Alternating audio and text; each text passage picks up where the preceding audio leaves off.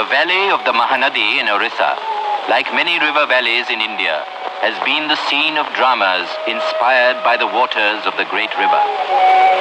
In fact, the people living in this valley learn to fear the river's changing moods.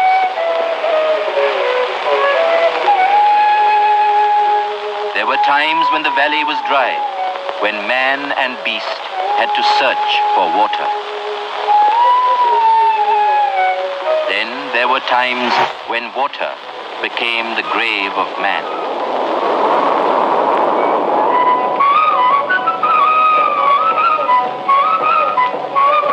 Flood and famine. This was the cycle of life, it seemed. And the people of the valley, with courage and fortitude, came to accept this suffering as if it were all-powerful fate moving in mysterious ways.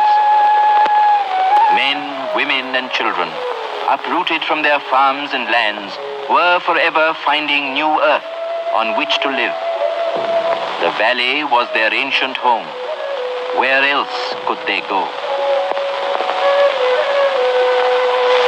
Then, after centuries, man used his mind and talent to devise ways and means to harness the mighty river. Plans were blueprinted, and the Mahanadi Valley Development Project came into being. A project that would bend the river to the will of those who lived on its banks. The first phase, Hirakud, the conception was massive. Storage capacity, 675 million acre-feet of water. Power generation, 200,000 kilowatts. Canals stretching 660 miles to irrigate 2 million acres.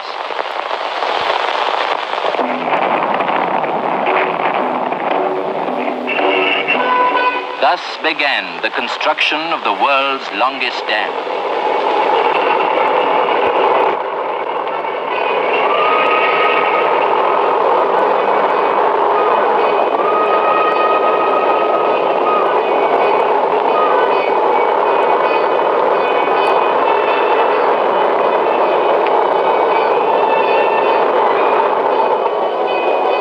To haul the vast amount of material needed at the site, a special railway line was laid.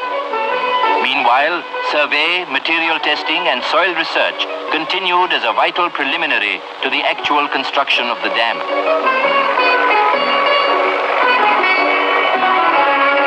At the dam site, 8 miles from Sambalpur, the face of the valley began to change. And so did the face of a once tired and exhausted people. Gone was the pallor and apathy of the past. Gone too was the feeling of defeat and despair. Their frail bodies found a new dynamic energy.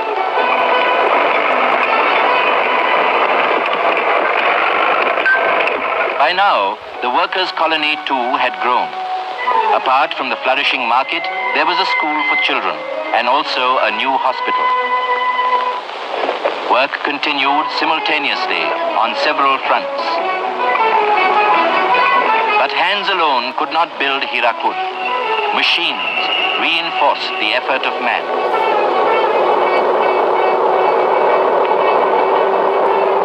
Machines and men. In unison, they prepared the foundations of Hirakud, which alone could tame the Mahanadi and make her a source of lasting prosperity. The dikes are an important feature of the dam. They assure the maximum storage of water. Slowly but surely, the outlines of the project take shape. Engineers review the progress of construction. They tackle the specific problems arising from this complex undertaking. The decisions taken here are embodied in the master plan, which guides work on all sectors of the project. Bulldozers and machines that do the work of hundreds of men help speed the building of the earthen section on either side of the main dam, 13 miles of it.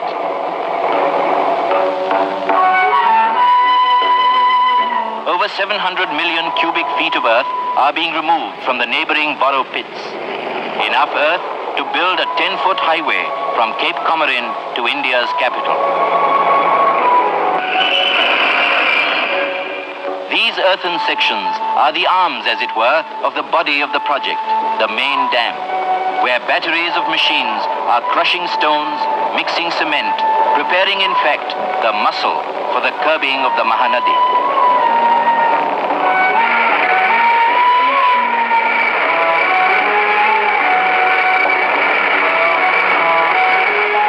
Here too, the modern machine unites with the peasant's basket to feed cement to the heart of Hirakud. On the spillways, concreting has begun after months of hard labor. They will guard the body of the dam. These are outlets for the excess water which may threaten the dam. At the same time, the structure which will house the power plant is taking form. For the engineers, there is a sense of fulfillment in seeing the growth of the colossus planned by them. They carry on the tradition of our forefathers who pioneered work on the harnessing of rivers. And for the people of the countryside, there is satisfaction also. Hirakud is the site of a modern miracle, which they themselves have performed. At various stages of construction, Prime Minister Nehru visits the project to see for himself the progress of work. He has described these structures as the temples of 20th century India. And indeed, Hirakud is as vital an achievement as the Sun Temple of Konark in Orissa. The years pass. Work at the dam site continues without respite. The outlines of this multi-purpose project are visible evidence of the success of planning and execution, which has, from its inception, been entirely in the hands of Indians. It is a giant monument to the faith and labor of tens of thousands. They have sacrificed much to make all this possible, even their lands, which will be submerged by the reservoir of the dam, a lake covering 288 square miles. But they know that operations have been launched to reclaim new land for them, land which Hirakud will guard and succor. Already, many have been settled in new villages. The old patterns of life are returning.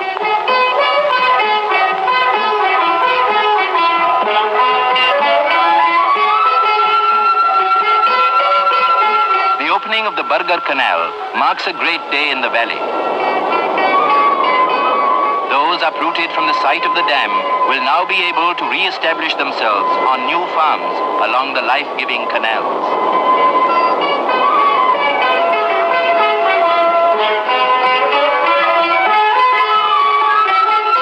Inspired by the first achievements, the builders of Hirakud, often themselves the children of the valley, begin the final phase of construction. They toil by day, they toil by night, in a fervor of activity, for Hirakud means a new life for them and for future generations. January 1957. Hirakud is complete.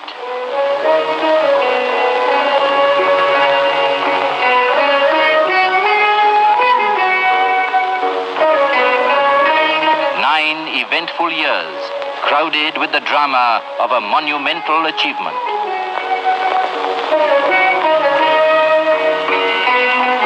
Mahanadi, the great river, is at last controlled by a dam that is 16 miles long, a man-made mountain of earth, stone and concrete, storing the water drained from an area of over 32,000 square miles.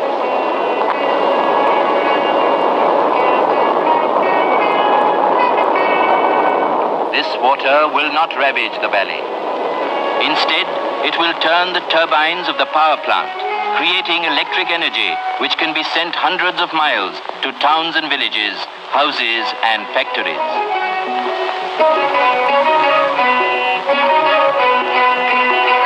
Nothing is more eloquent than this panel of instruments, which controls and transmits energy. Hirakud, drawing its power from the Mahanadi, now offers that power for the further transformation of Orissa.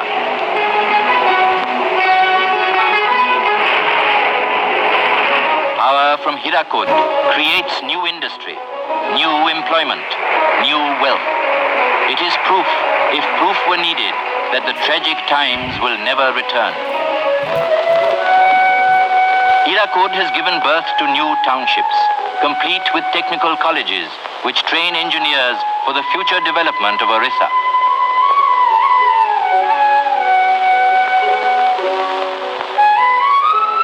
It has given the valley new canals, the first of a vast irrigation system, which will be organized to sustain and develop Orissa's agriculture.